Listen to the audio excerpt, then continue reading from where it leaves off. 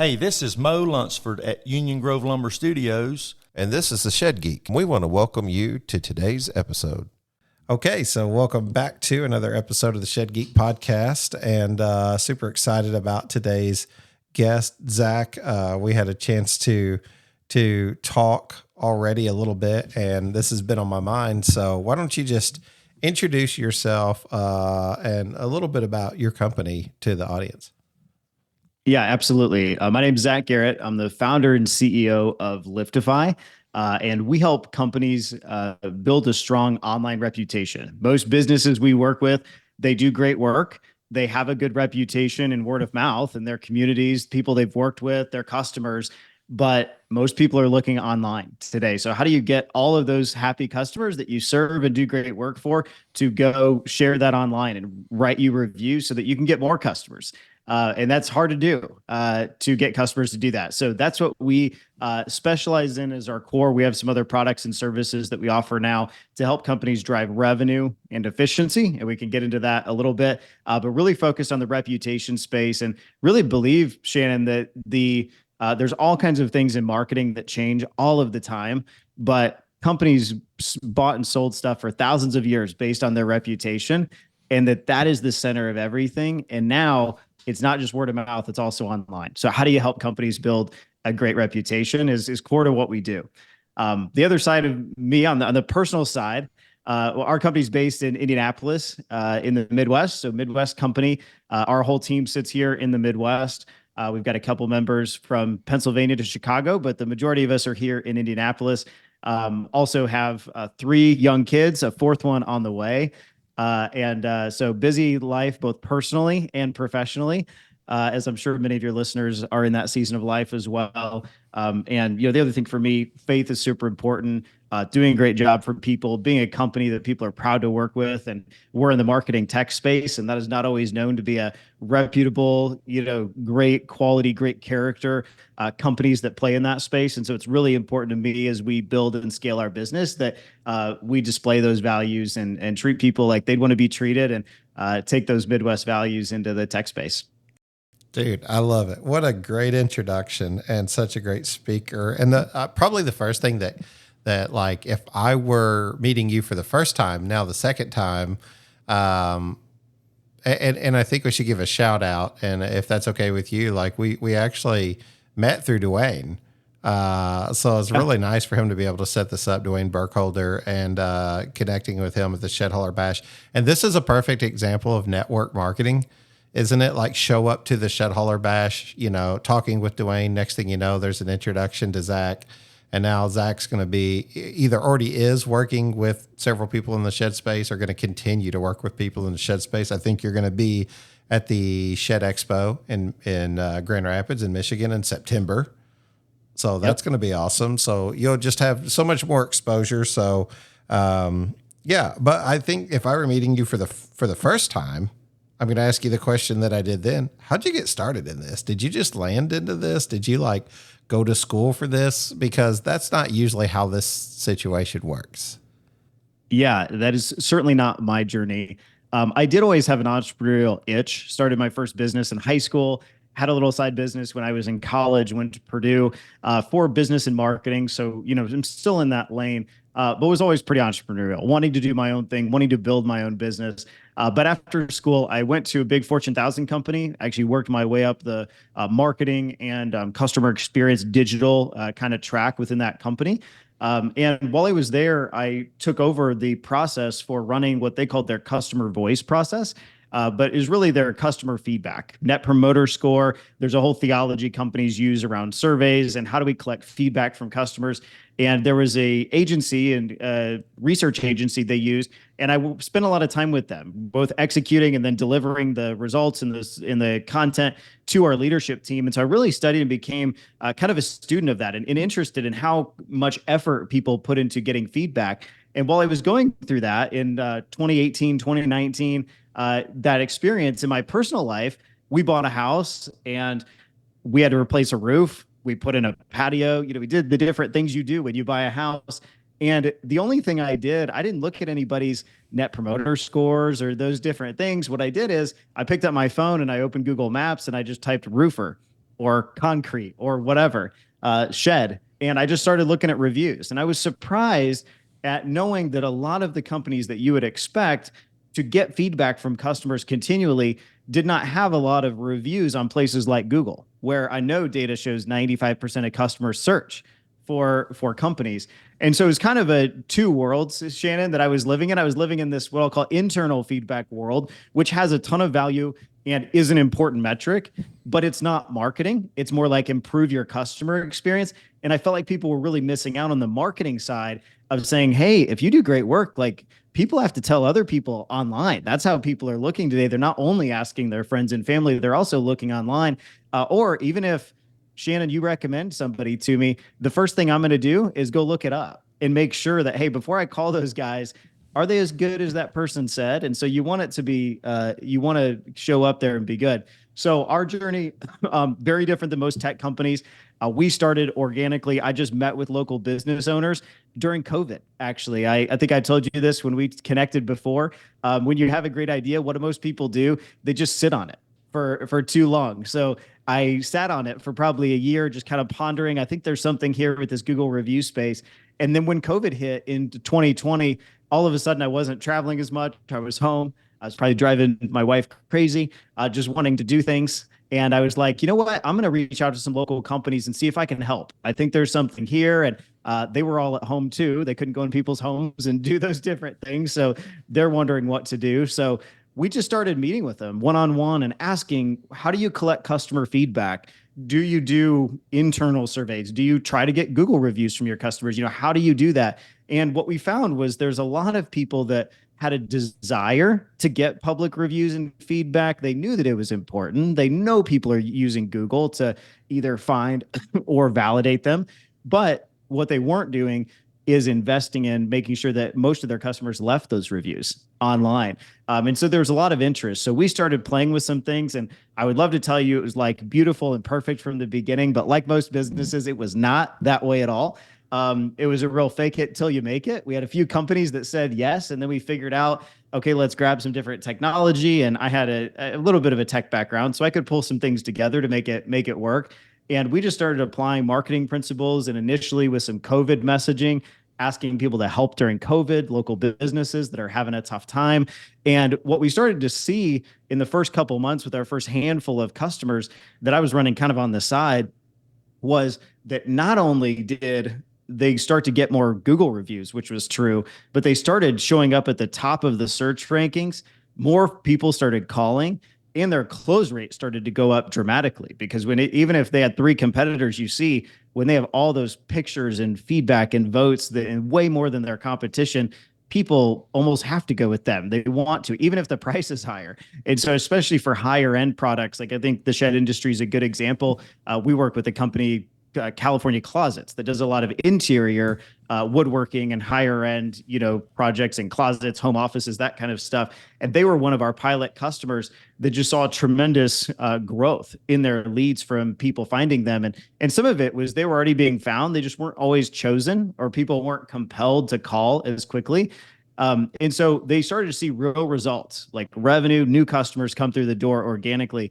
And they started to tell other franchisees. So California Closets and a couple other franchisees locally or just happened to be in our pilot group that we started with. And they started to tell other people, and we just started to organically grow. And by the end of 2020, we were probably at 100 customers. I was pulling literally all-nighters with spreadsheets with no process and no people around me. And looking back, I'm sure you've been here too. I was like, man, I should have delegated earlier and like pulled people in. But oh man, it's the key to it's literally the key to being able to scale. This is James Price of Shed Pro on faith and business. Faith and business, those terms can invoke deep emotions and passions in people. I've heard some say business and religion shouldn't mix. You can't be truly faithful in business. Religion is for Sunday, Monday is for work, and still others that say we can't do good business without faith. Let's rethink Jesus. The Gospels don't paint a picture of a stained glass church image of Jesus, but instead, he appears as a workplace minister. Oz Hillman illustrated this idea best with the following numbers. Out of the 132 public appearances of Jesus, 122 were in the marketplace. Of 52 parables Jesus told, 45 had a workplace context. Of 40 miracles in the book of Acts, 39 were in the marketplace. The world revolves around the marketplace, and Jesus knew that. People learn values and gain satisfaction in the marketplace. Faith in business meets people in their comfort zone to impart godly values and godly satisfaction. So if we rethink Jesus, faith and business should naturally mix. This is James Price. Thanks for listening. Yeah. Go ahead. I'm sorry. You're so much to unpack here, and I'm a student of like listening to you already. So keep going. It's music to my. No, you're good. No, it was one we've all been there, right? When you're trying to grow a business, you just do too much on your own for too long, or you're trying to do too much yourself. And so that was me. I'd never run a business. I was in a Fortune 1000 very large company. And so I was just doing a lot, but we were pulling all-nighters, we were grinding and doing it. And I did that until I could build it up and jump in full time. And so we did that about 9 months of just growing the business to over 100 customers, doing it overnight. We just grew up with the hard work ethic, and don't apologize for being somebody that just will put in the time to get it done.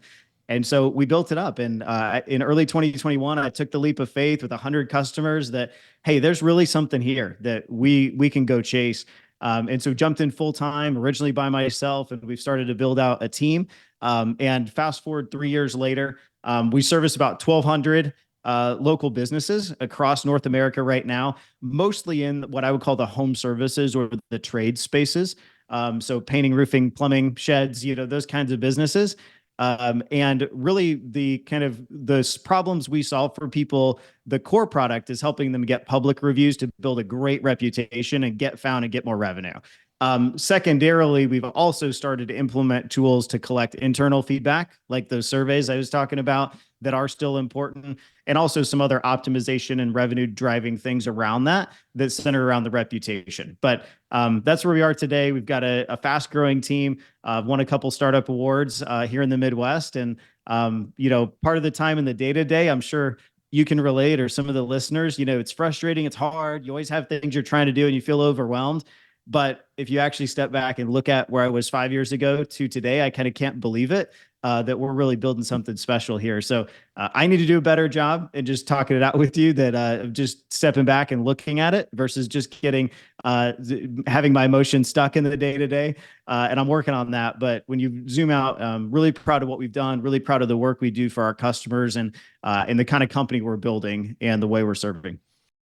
Gosh, so much to unpack. Absolutely love all of that. I started taking a bunch of notes and jotting a bunch of stuff down. Hopefully we'll get through it all, and we want to give you plenty of time to kind of talk about the process and how it works and how you can help. Because I think sometimes that's the missing component. Like one thing I try to attack in a podcast is like, hey, where's this content? How is it valuable? What's it going to make, what's going to make it worth sitting down and listening to this for 45 minutes? Is there going to be, it's free, right? So they can just listen, but like anybody can get on and talk for free, but like, where's the value? Like, so I always think like that, what value are we putting out there while we're having a discussion, whether it's a product or service, or sometimes it's just really getting to know somebody and their story and their history. And like, we've had such a fun time being able to tell Shed history. But for this particular podcast, man, like there's a word that I want to use, and it's very taboo. Zach, it's very, very taboo. We're a conservative audience, but I'm going to use this word, okay? And that word's influence. Influence. Yeah, I know you're thinking it's going to be a lot worse, right? But, it's influence. And I'm going to tell you why is because there's so much stigma around influence. I've had people talk, and I'm coming out of my shell here today, right? I've had people say, "Oh, you're an influencer," and I'm like, no. Please don't use that word. Please don't use that word, especially in our conservative industry. Don't use that word, because people would hate to think that they're being influenced, because we think of it sort of with a negative connotation. But isn't it really what we're doing when we're asking people to give reviews? When you started talking about, they got to use this guy. They got to go to this shed company, because you take a look at all the reviews. It's kind of like everyone else is like using this. what am I missing? Now all of a sudden it's FOMO, right? It's fear of missing out. Like, what kind of good deal is this guy doing that over the shed company that like almost everyone wants to buy from there? And part of that is, businesses are built on systems and processes, right? And like they built a system and process to like try to show, hey, we are a recognizable solution to something you're looking for, whether it's painting, whether it's roofing, whether it's sheds or whatever. We've become, and like, that's what we're doing with Google, right? Like we don't have to get into the super technical stuff, but like whenever we start talking about SEO, what are we trying to say whenever we're ranking first? When we're indexing to the top, all we're trying to say is like Google, this really massive data machine has said, I pick you, Shannon. I pick Big Bad Brad Sheds, as Dylan likes to say. I pick Bad Brad Sheds to put up at the top because they're the most reputable place we can suggest based off the data you suggested to us on what you're looking for. You're looking for a shed? Call this guy, man. This guy's got it. And we're influenced by that, but we don't like to admit that, right? Yep.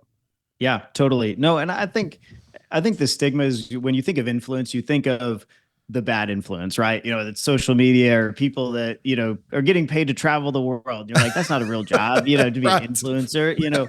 I'm here doing a real job, working hard, That's trying right. to make ends meet. But I think the reality is in all parts of life, there are, things that influence people for good or for bad.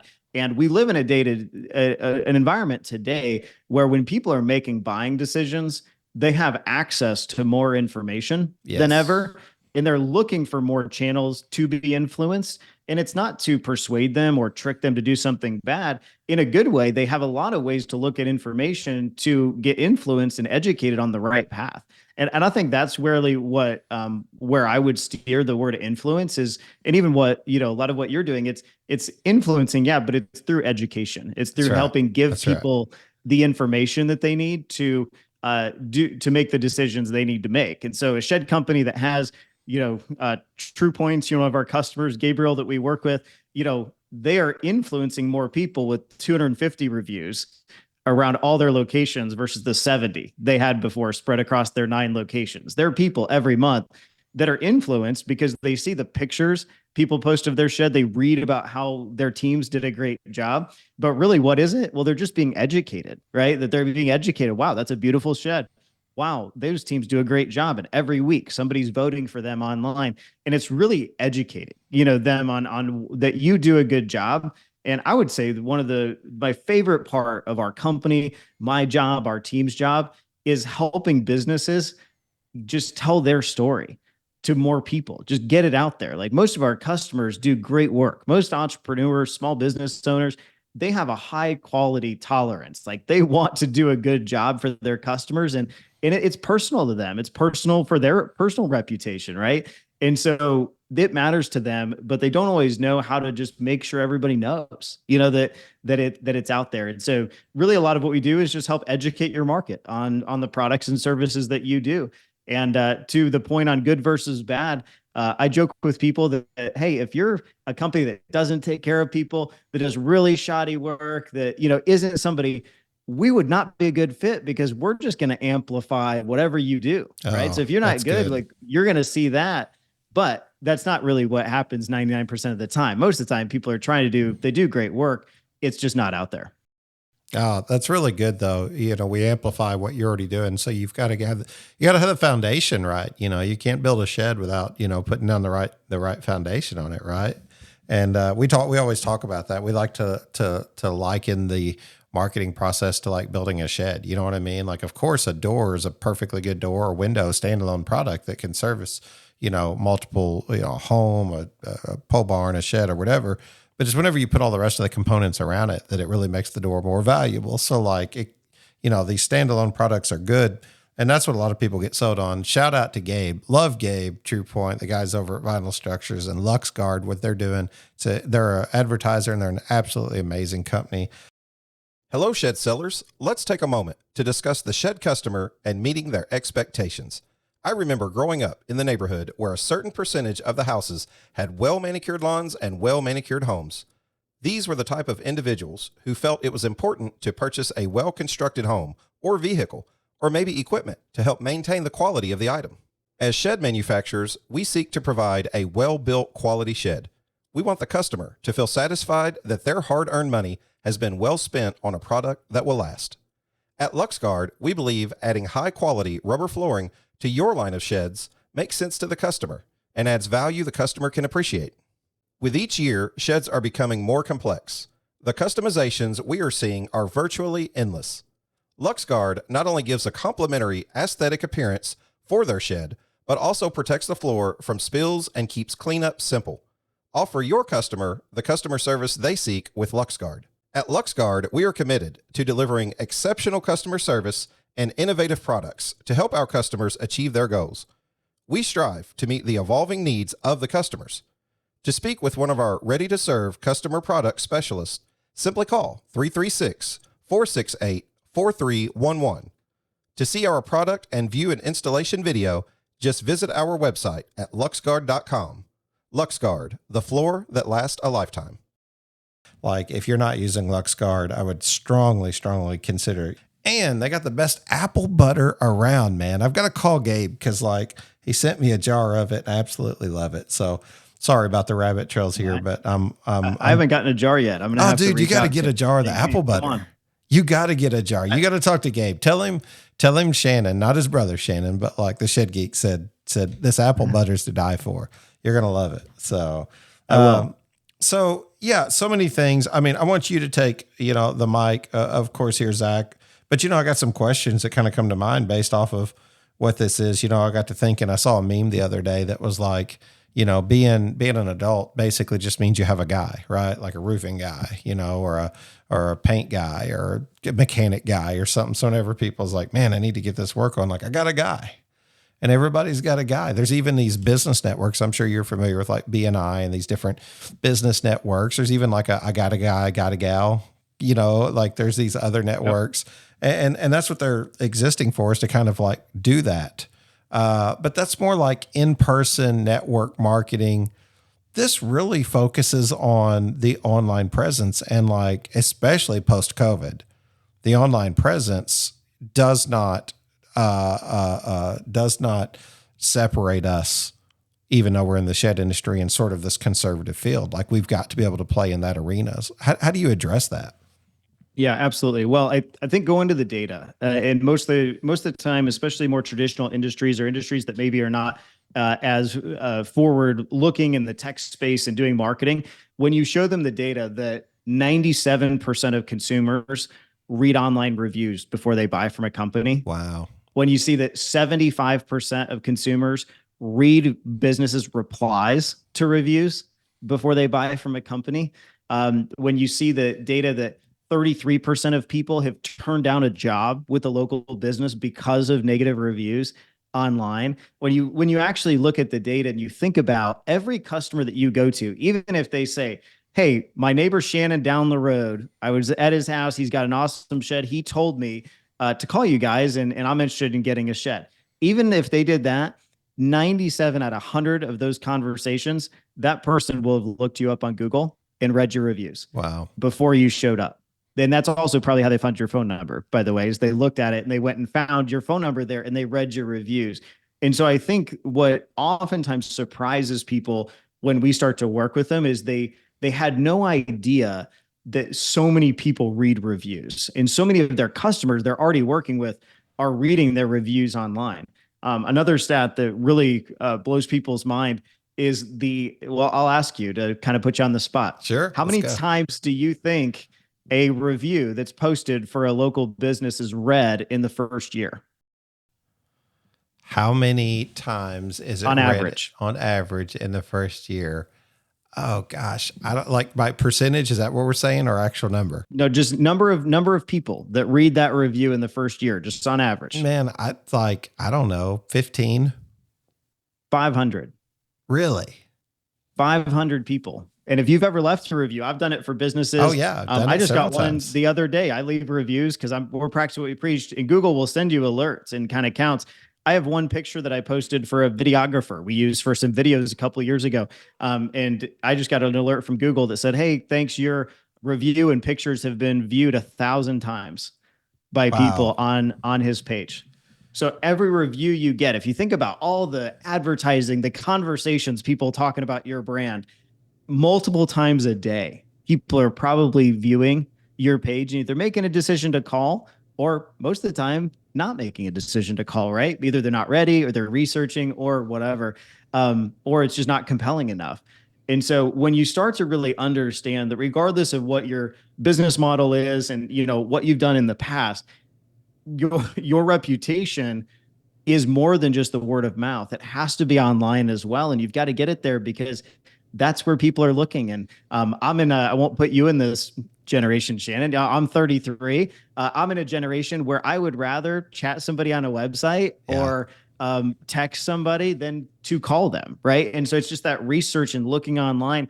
I want to be sure, I mentioned the roofing company that we use. Like I looked a lot because I only wanted to make one call. Like I just wanted to pick somebody and then just get it done. And so what do? You research a lot. And so for anybody who's listening, and maybe you just haven't thought about this, or you have Google pages that don't have hundreds of reviews on them across your locations, I can guarantee you're missing out on consumers every week that are seeing your page and just not being compelled to call. It just builds so much brand authority, obviously, whenever, I'm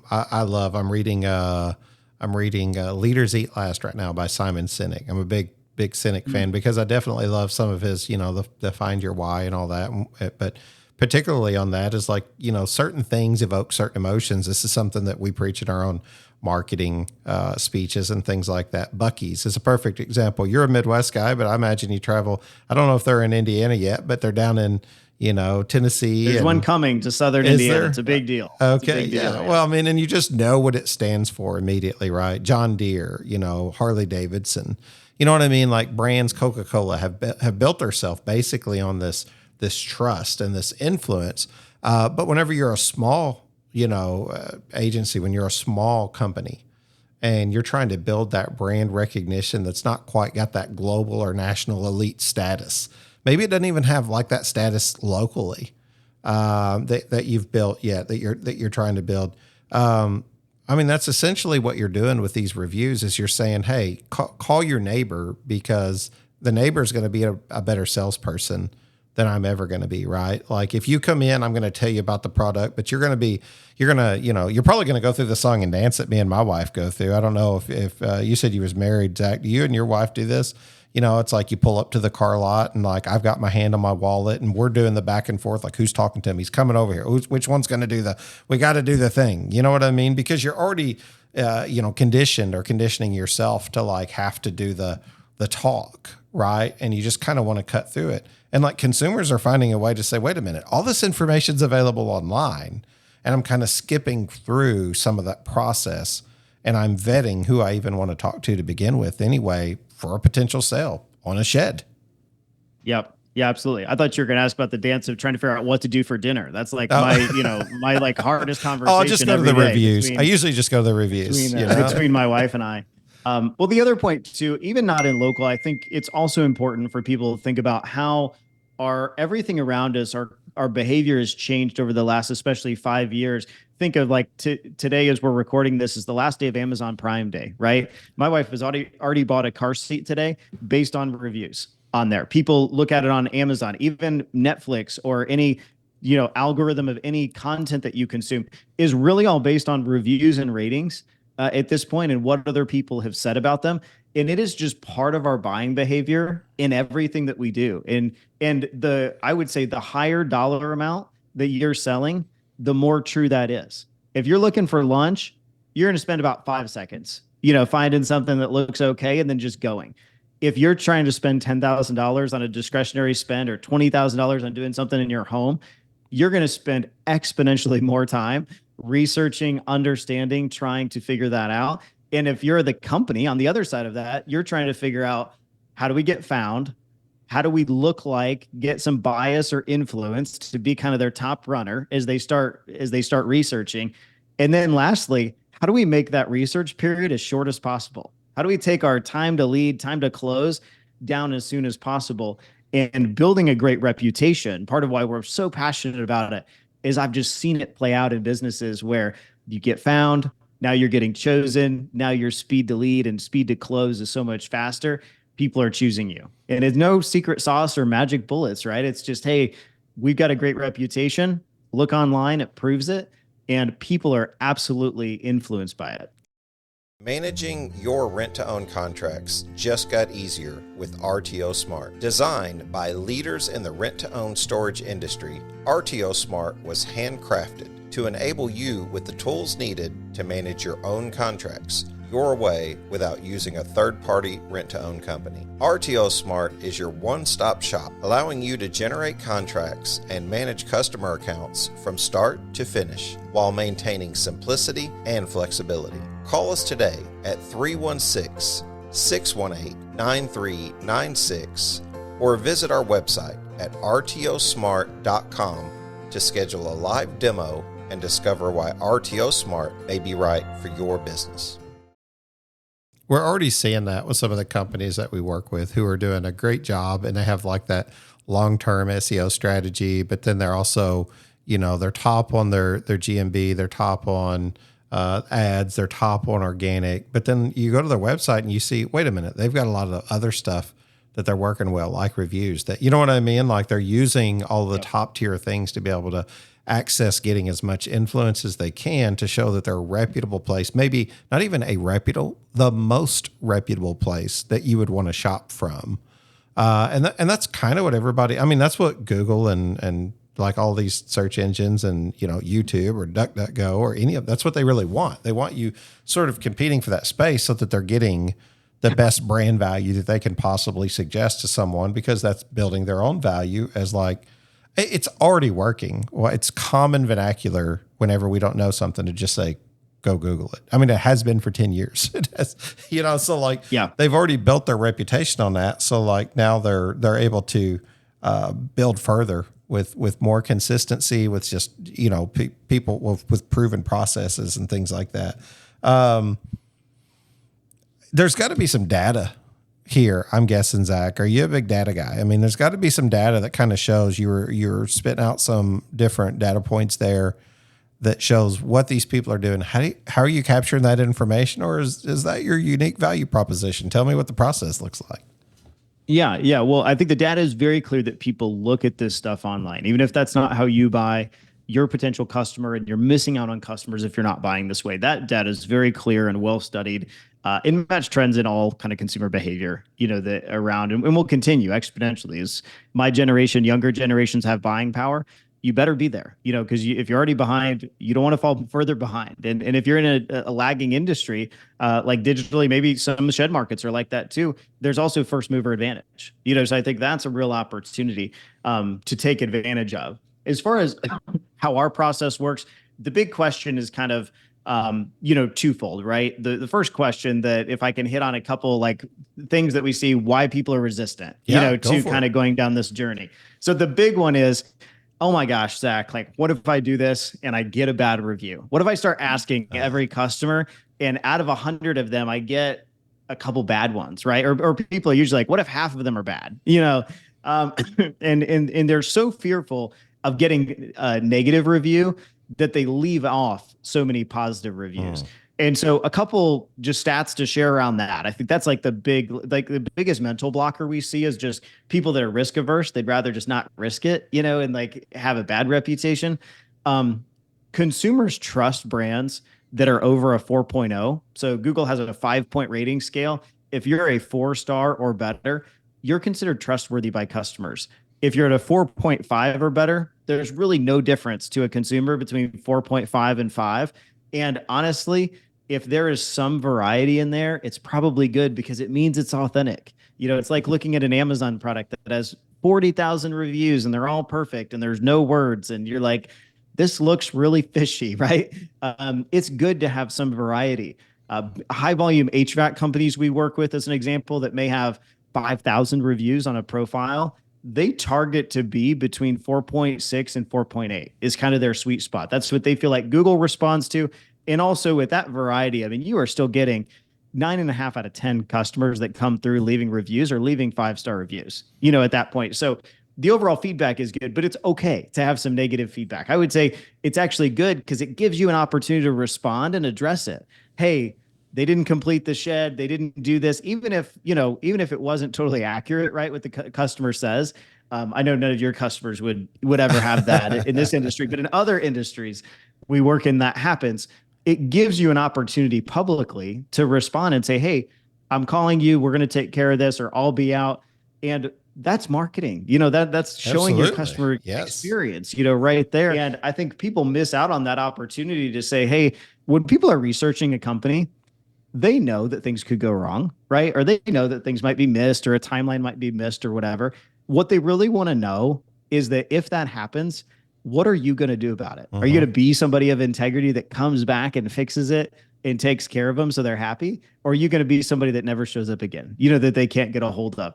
And so sometimes those opportunities create great opportunities for you to even reference, right? Hey, we had this project go sideways. Here's what we did to fix it. We really care about our customer satisfaction and story, right? It creates a whole new trust, factor there.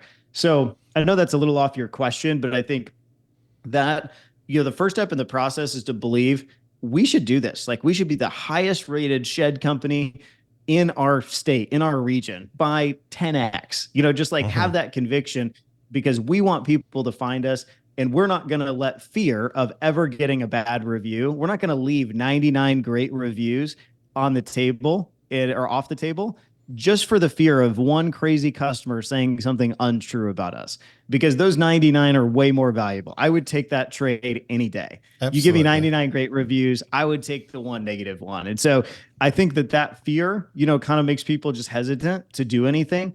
But what we see too, we work with over 1,000 companies. Our average rating on reviews is 4.8 or 4.9. If you do good work and you take care of your customers, you also don't have to worry about it. The other thing I often say to companies, or my team will, is when they're fearful about bad reviews, we'll just turn it back at them and say, well, if you're fearful about half of your reviews going bad, are half of your customers upset when you leave? Like, are half your jobs bad, like the truly bad quality?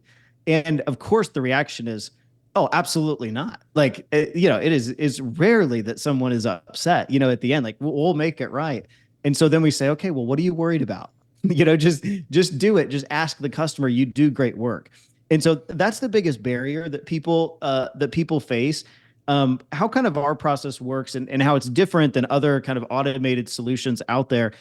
There's kind of three paths you can take. If you say, yes, I want to get reviews, this is something I haven't done, I'm glad, Shannon kind of brought this topic up. This is probably a way I could drive organic revenue to my business. If you believe that, you have a couple options. One, you can just try to do it yourself, right? You can ask customers every time. It's really hard when it's not you on every job site to be consistent, because your employees just don't care as much as you do about you getting that review and you getting that next lead. And so it's very hard to rely solely on people in the field to ask the customer. The other thing that often happens is sometimes it's just not a good time to ask the customer. They're not there when you complete the project.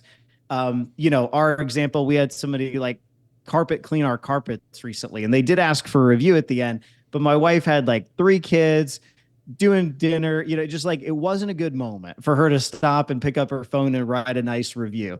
And it wasn't that they didn't do a good job. It's just, it wasn't the right time. Right. So you can try to do it on your own organically. You'll have some success, but it's going to be hard to be consistent and hard to scale, especially if you're a multi-location business. Secondly, what you can do is you can go sign up and completely implement an out-of-the-box reputation solution on your own. It's just a tech software that will run an automated campaign, and you kind of set it up, you own it, you run it, you kind of do it yourself.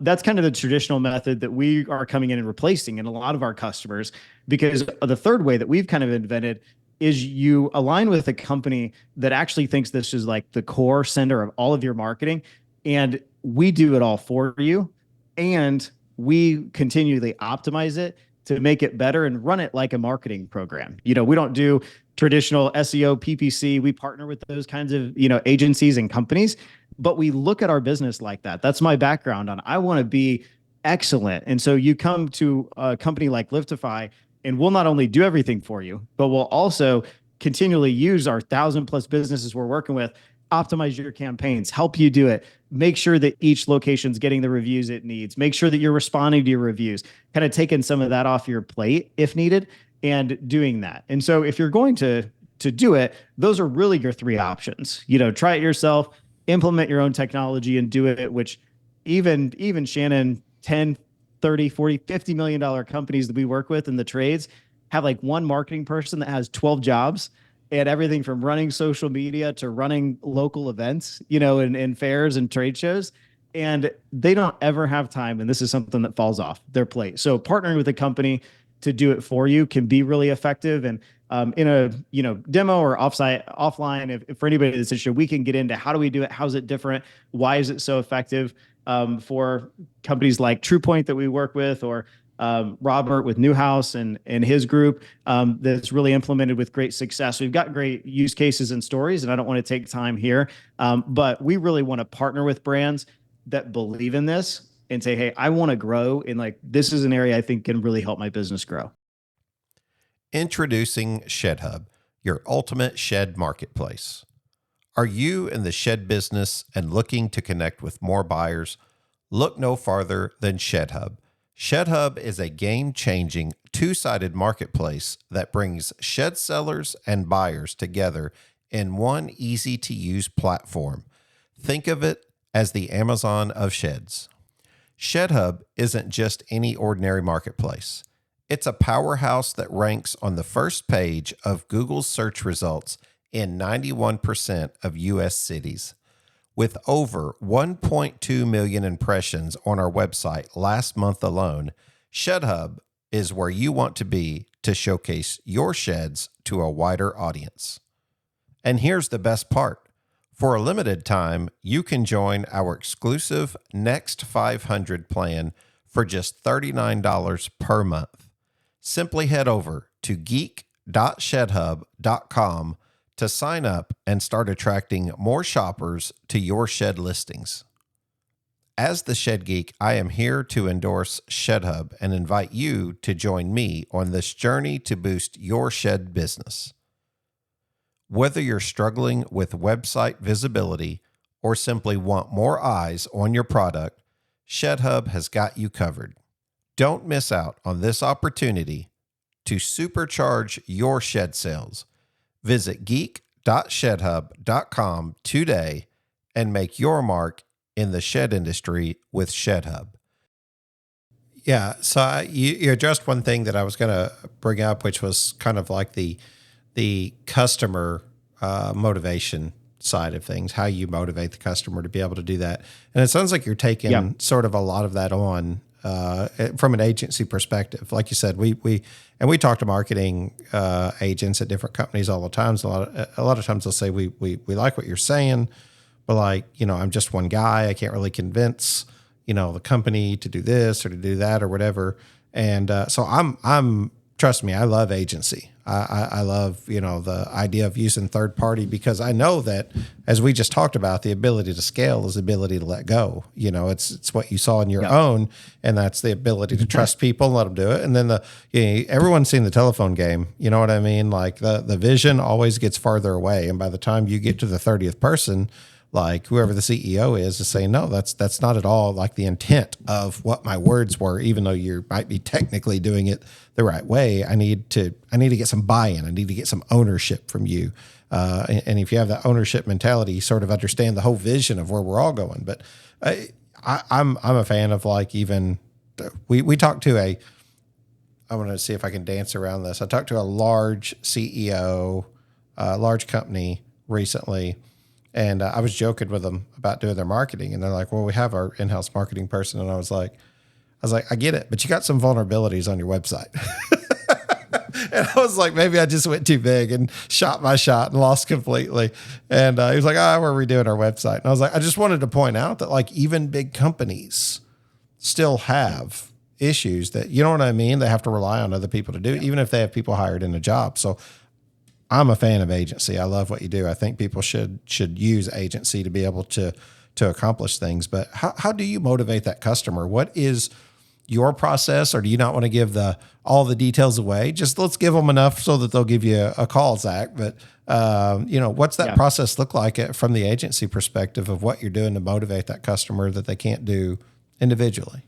Yeah. Well, the biggest probably question in people's minds, are you paying the customer, to leave a review, or am I paying the customer to do it? And absolutely not. If you're not aware, Google has like 4 big sins, that you can commit to get your page suspended. Paying people to leave you reviews is one of those. Gating is another one, trying to put people through different off ramps beforehand so they don't, get to your page to leave you a bad review. So none of our methodology incentivizes any customers at all. It's all completely white hat. And really what it is, I won't get into all the details. You can schedule a demo if you want to kind of see it live, but it boils down to 2 things. If you want somebody to leave you a review, you have to get them to compel them to click the link, right, to leave you a review. And then you've got to make it really easy for them to do that. Those are the 2 barriers. And so on the front end, we get the customer to click the link because of our messaging and our deliverability of our content and how it gets through to them. And really, it's personalization. It's goal-based. It's making it compelling. It's making it come from the business owner. They never know we exist. We make it really personalized about helping the local business succeed. Like, please help us succeed. I'm Shannon. I run this business. We're really trying to hit this goal. Please help us. And that really comes out of the 1,200 companies that we're running every day, tens of thousands of campaigns. We're continually testing and monitoring. So I mentioned at the beginning of the show, we started with COVID messaging, right? It's been really tough time during COVID. As you can imagine, that would not be good messaging, in 2024. People are over that. Yeah. And so it continually needs to change, right? So I think the way that we get people to almost be inspired, rally around helping that business and in the why are you doing it? Like, we're really good at getting people emotionally drawn in to help the business. And then when you actually click our link, we've got a proprietary tool called Auto Detect that automatically makes it easy for them to log into any Google account they have. So that just skips right past the login stuff and makes it easy to leave a review. So that part is more the technical part of just don't make people remember their password, or they won't do it because nobody knows their passwords, right? And even if they want to help you, they just can't because they can't log into anything. So make that part easy. But I would say the bigger part is just knowing what to say, knowing when to deliver it, knowing how to get somebody to actually take a few minutes and say, yeah, I'm going to help Shannon. He's a good dude, did a good job on my project. Like, I'm going to help him, and taking the time to do it. Sales is said to be a transfer of enthusiasm, and it's typically the sales emotional. So, people want to help, even if they feel like you're, helping them, then it doesn't feel like a sales process. So they want to help back. Typically I have found it's just 2 people trying to find a solution. We've muddied the water with sales processes and sales seminars and all these things. I mean, they all work because they have their place. They do. Hello from the Shed Geek. Let's take a walk through My Shed 3D. With My Shed 3D, your company can simply add a 3D builder button to its website. Once the customer clicks onto the 3D builder button, they will enter some basic information to get started. Remember, this information is captured in your Leads tab, whether or not the customer designs a building. This is very valuable information that turns a cold call into a warm lead. Next, they begin the design of their shed by selecting a primary use, a style, and a size that best fits their need.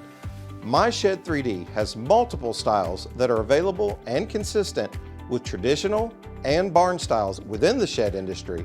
However, if you offer a customized or non-traditional style, My Shed Solutions can build that design for future use. We can also save on some design features that make it easy to adjust without a major rebuild or added fees for design changes.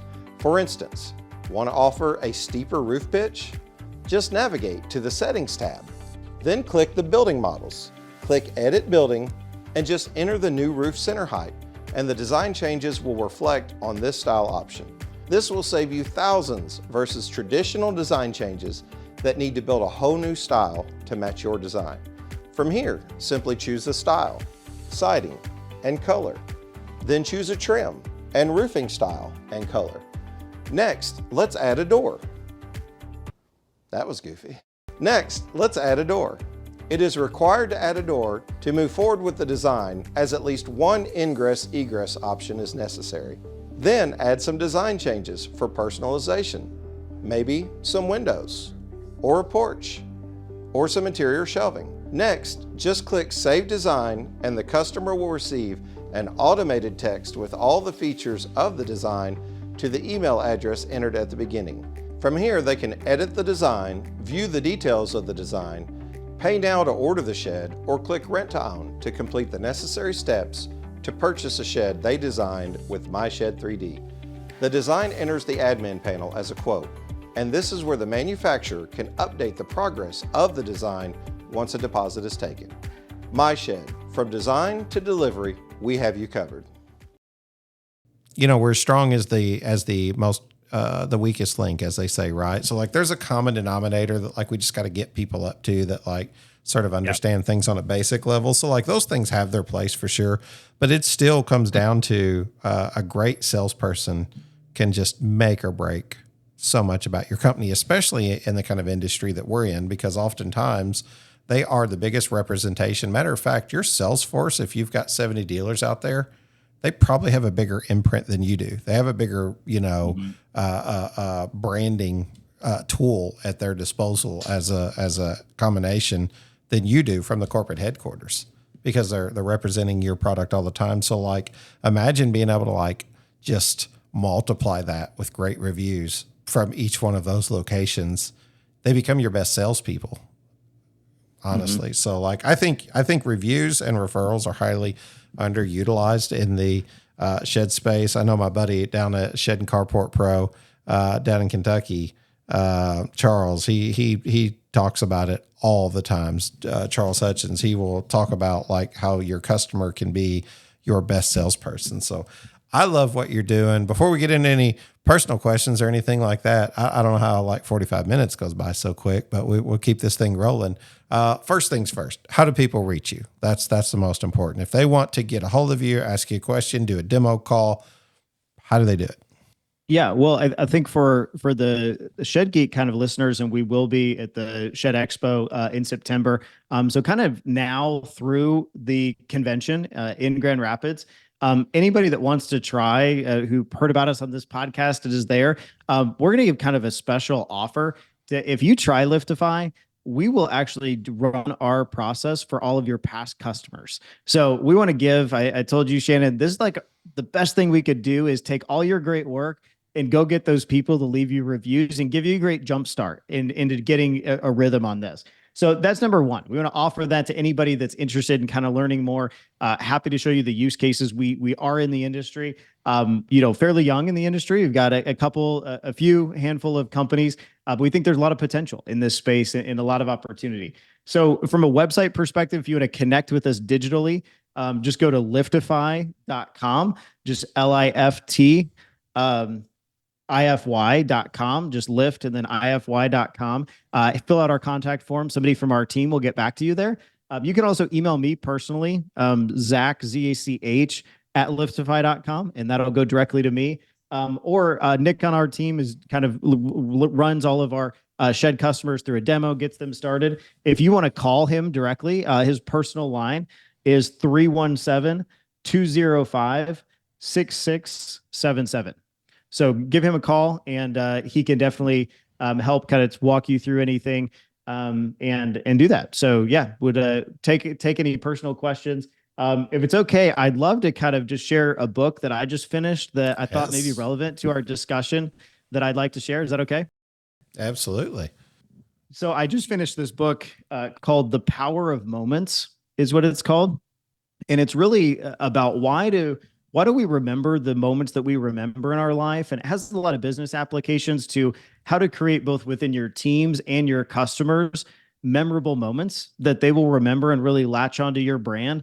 I thought, Shannon, for this industry specific, our higher end industries, like I mentioned, California closets or this discretionary stuff, I think there's an amazing opportunity to nurture happy customers and do additional things that create like memorable moments for them. I'll give you one example. I'm not saying everybody should do this with their shed, right? But there's somebody I know here locally that it's a real estate agent. And when they help somebody purchase a new home, they have a friend that they use, this person that paints a picture of their house in just a little frame, like a custom painting, but it's beautiful and it's little. And that realtor gives it to that customer at the closing day every single Nice. time. And it's, probably cost them $50, $100, whatever. But that's a memorable moment. And just the power of those little things you can do for people that really drive like exponential brand affinity, personal relationships. You can also apply it personally with your kids and different things. So it's a great book called The Power of Moments. I'd highly recommend it. Ah, I love it. Did you mention the author? I'll have to look it up. I'm looking for some stuff on Audible. It's Chip and Dan Heath are the authors. The Power of Moments. I'm gonna have to.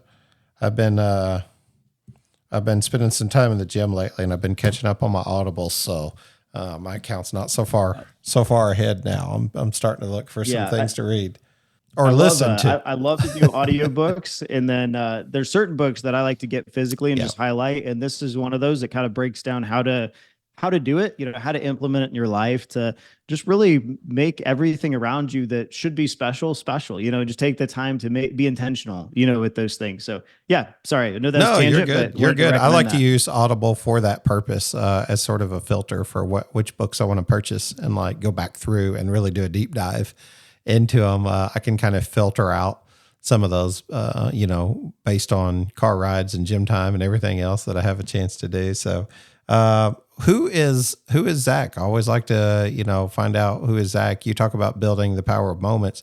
I think that we are definitely an industry that works on trust. I think we've tried to build a trusted brand here that people feel like they can come and listen to the episode and they feel like they're going to get, not only good content, but that they can trust, folks that we're working with or partnering with or things like that. And I know we don't have anything in any official capacity or anything like that, but man, I love what you do, and I recognize the value from the marketing perspective. It's something that's so underutilized. But who's Zach? Who's not Zach who owns Liftify? Who's Zach outside of Liftify? Yeah, well, I think for me, like core to my life is my personal faith, and that drives one how I run my company, but two kind of how I prioritize everything else. I think if I didn't have that, honestly, I probably wouldn't prioritize my family near as much as I do, because that shapes my worldview, right? And how I do it. So I think that's super important to me. I know everybody who interacts with our team feels that, that they're treated really well. So I think that's most important. But at our stage, Shannon, with 3 kids, 6 and under, and then 1 on the way, my life is family outside of it. Yeah. My golf game, haven't done that in 5 years. I like sports personally. I went to Purdue, so we actually went out to Phoenix for the Final Four to watch Purdue in basketball. So love doing that. Coaching t-ball, just going on walks with the family, like building the business and doing the family is from a time perspective, that's how I spend my days. And I know the days are long now, but plenty of people around me are like, hey, don't let it slip by. It goes faster than you think. For sure, man. We just had our first grandbaby, so like we can sort of echo those sentiments. And she's actually here waiting on me now, so I'll get a chance to go in there and see her. I do open up the mic for you to interview, you to ask questions. I've been doing this for a while now, and it seems to be fun. It just generates some conversation, but podcasting, family, sheds, work, marketing, it doesn't matter, whatever related. Feel free to ask whatever questions you got, 1 or 2 of them that you might think of off the top of your head, and I'll do my best to answer. Yeah. Oh man, you're putting me on the spot. Well, I think, it takes a lot of energy to do a podcast and to do all of this stuff that you do, that it's not necessarily revenue generating. So, why do you do it? Why do you put all this energy into doing this for the industry? Well, yeah, it's a big question. I hate to, go too long on the answer, but in short, man, I think it really does come down to finding your purpose. Like I just find people incredibly interesting. Out of all the adventures that I've got, hopefully soon to be a finance launch. We've got an RTO program. We're talking about doing some consultation and things. Our marketing is going really strong. We're 40 plus clients now. I'm excited about all those things. Don't get me wrong. I'm excited about all of them. I love them. It's fun, but I really love just talking to the people. I love the process of it. When me and Dylan are closing a call and we're really trying to like work really hard for the client to like not just sell them something or a service, but like educate them through the service. I think that one, education makes it a whole lot better. We make better choices. And two, I'm a big fan of communication. I think I think secretly I'm just I've said this before. I think good communication can solve a lot of problems. I think it can solve hunger. I think it can solve wars, but I think it can also serve the stress that happens in my day in and day out job, because I just don't think we communicate well. And it seems like the longest point of travel is from the heart to the mouth and then to the ear and to the heart, right? Like it just, it seems like such a distance, and we can both be trying to accomplish the same thing, but we just can't communicate effectively. So I think ultimately I like people. I enjoy talking, but also listening, and communication really means a lot. So this is my passion, like podcasting. Like I enjoy this. I enjoyed getting to meet you the first time. I've enjoyed it just as much the second time. I'm going to assume that I'll continue to enjoy these conversations because we're in the shed business, but ultimately it's the people business first. And this is just what I landed in. That's what the Lord, where he put me, and like here I was looking and lost and everything else. And hey, he put me here, and he actually put me in a really great industry with some super kind people. And it already fits my convictions because there's a lot of faith-filled people here that'll be friends for a long time. So like, I don't know. I think that's what keeps me going. And if you're not interested in doing that, people ask me all the time, like, well, I want to start a podcast. What should I do one on? I'm like, don't do it. Not until you find something you're passionate about. Don't do it. Like when you find something you're passionate about, you'll be able to talk about it all the time. And like, this is just the industry that I've landed in. So that's pretty simple. That's what keeps me going. And I don't have any reason to stop. I want to keep going. I still feel fresh when I do this 200 and something episodes in, 4 years in. So I still feel great about getting up and being able to do this. I feel honored to be able to do it. So. Yeah, that's awesome. Well, it is not for the faint of heart to be able to do it. And it's more work than people probably realize to even just edit an episode and get it out on all the channels. So I hope people appreciate that who enjoy the content and get a lot out of it, because it is a lot of work. Thanks for having me on.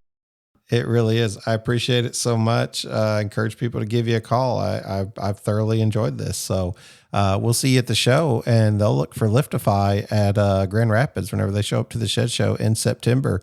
But until then, you heard it here, and hope you continue to listen.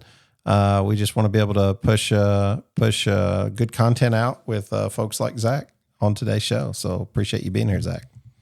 Thanks. Look forward to seeing you in September in person. All right. Hey, this is Mo Lunsford in sunny Union Grove, North Carolina, and we want to say thank you to all the guests and listeners.